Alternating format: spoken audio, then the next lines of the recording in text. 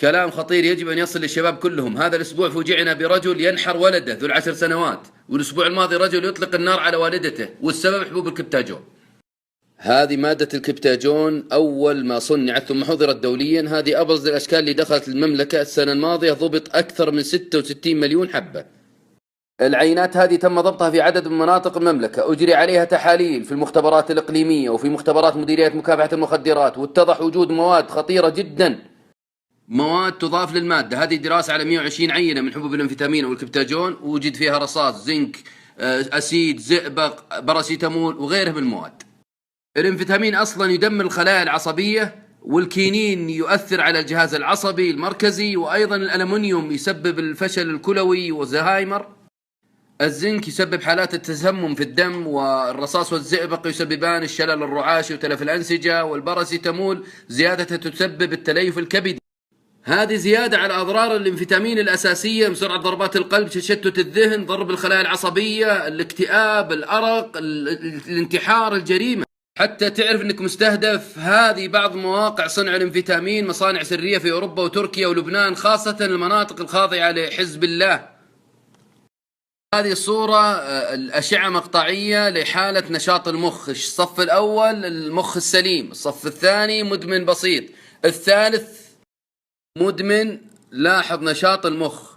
المناطق الصفراء والحمراء اللي فيها نشاط المخ بدأت تضمحل، بدأت الآن تتحول اللون الأبيض، وهذا فيه موت للنشاط.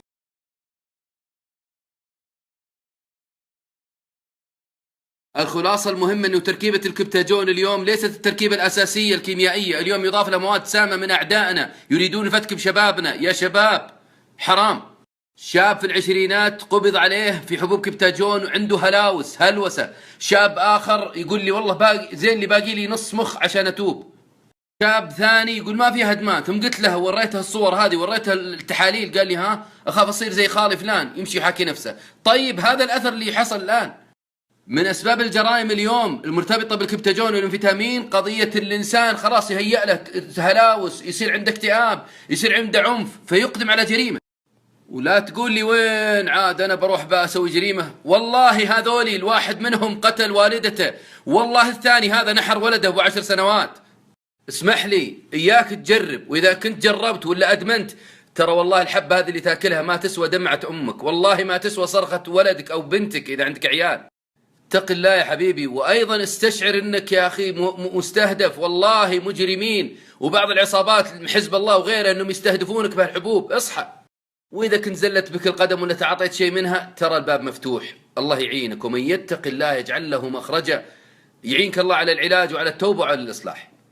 والشباب اللي ما تعاطوا منها شيء يحمدون الله، لأن هذا التائب لا تفكر انه بسيط انه يتوب ويتخلص من أثار المادة، هو يعاني. إياك تجرب.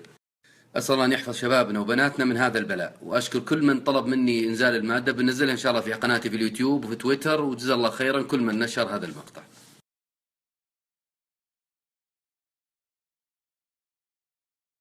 أجاوب على سؤالين جوني على الخاص من بعض المتابعين. أولا، كيف أعرف مادة الكبتاجون؟ الحبوب هذه كيف هي؟